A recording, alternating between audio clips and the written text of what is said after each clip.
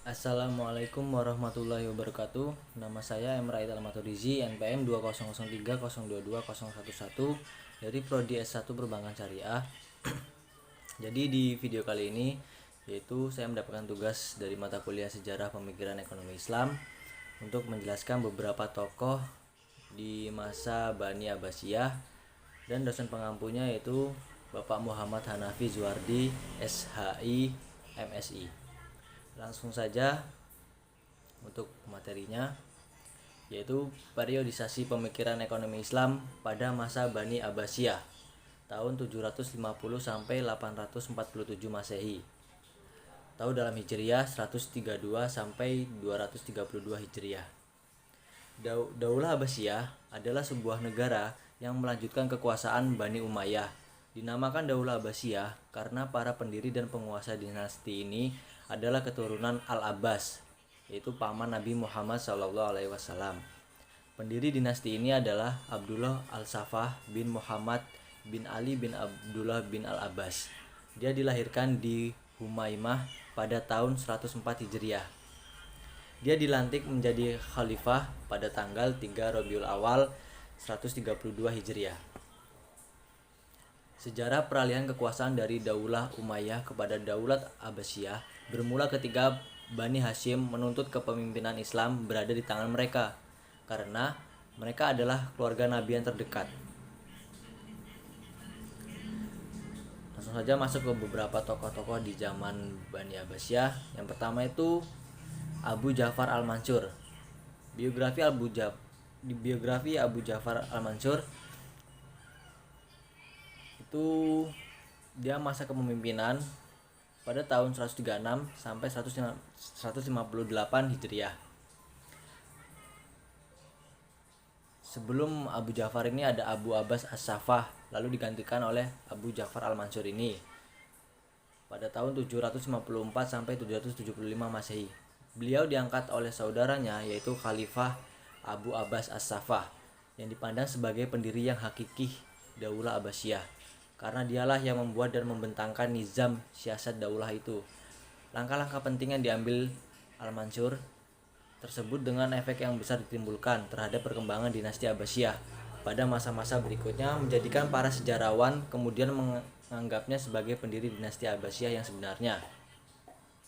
Selain figur politiknya yang begitu kuat dan dominan, Al-Mansur juga dikenal memiliki perhatian cukup besar terhadap ilmu pengetahuan, bahkan sejak mudanya atau sebelum menjadi seorang khalifah. Konsep pemikiran dari Abu Ja'far Al-Mansur yaitu pandangan pemikir ekonomi Islam, termasuk Abu Ja'far Al-Mansur ini berpandangan bahwa mekanisme pasar yang benar diajarkan Rasulullah SAW adalah mekanisme pasar bebas. Tidak ada campur tangan siapapun termasuk pemerintah dalam masalah penetapan harga. Al-Mawardi secara tegas termasuk ulama yang mengharamkan. Alasan yang mendasar bagi Abu Ja'far ini adalah pada dasarnya manusia berkuasa atas harga mereka. Maka penetapan harga ini atau taksir ini adalah pembatasan bagi mereka. Maka posisi pemerintah atau imam dituntut untuk menjaga maslahat muslim secara kafah dan memperhatikan maslahat pembeli dengan menentukan harga rendah tidaklah lebih utama dari memperhatikan maslahat penjual dengan harga tinggi. Dan jika kedua perkara ini bertemu, haruslah diserahkan kepada ijtihad mereka masing-masing. Lalu tokoh yang kedua yaitu Harun Al-Rasyid. Biografi dari Harun Al-Rasyid. Popularitas Daulah Abbasiyah mencapai puncaknya pada Khalifah Harun Al-Rasyid pada 786 sampai 809 Masehi dan putranya Al-Makmun. Kesejahteraan sosial, kesehatan, pendidikan, ilmu pengetahuan dan kebudayaan serta kesusastraan berada dalam zaman keemasan. Penerjemahan buku-buku Yunani ke bahasa Arab pun dimulai. Orang-orang dikirim ke kerajaan Romawi Eropa untuk membeli manuskrip. Pada mulanya, buku-buku mengenai kedokteran kemudian meningkat mengenai ilmu pengetahuan lain dan filsafat. Ia juga banyak mendirikan sekolah. Salah satu karyanya yaitu yang paling besar, mendirikan Baitul Hikmah, yaitu pusat penerjemah yang berfungsi sebagai perguruan tinggi dengan perpustakaan yang besar.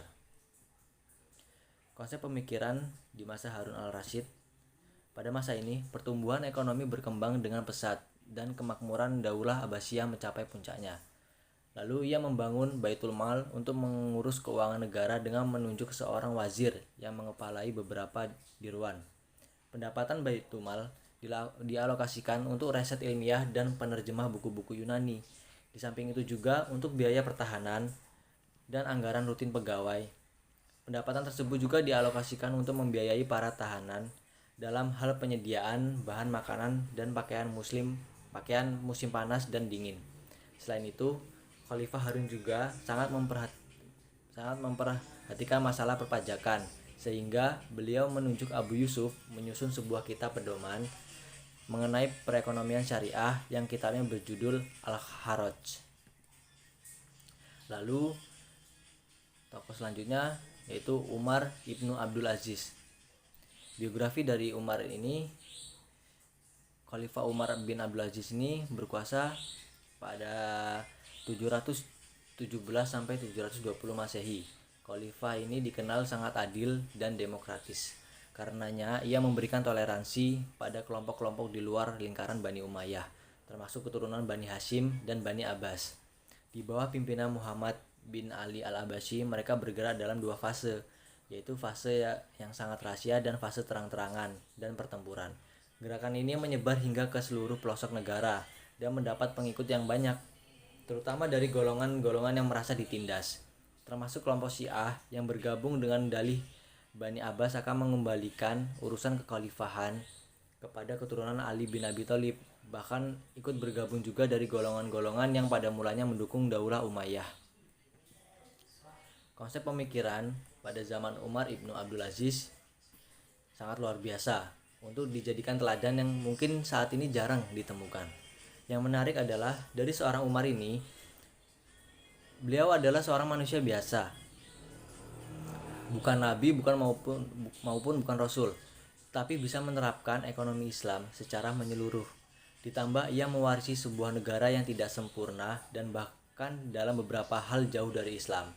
Akibat penyelewengan yang dilakukan Khalifah Bani Umayyah sebelumnya, dan kekuasaannya itu setara dengan 39 negara, hanya dalam waktu 29 bulan bisa menciptakan 0 penerima zakat. Sungguh prestasi yang luar biasa dan sangat mengagumkan.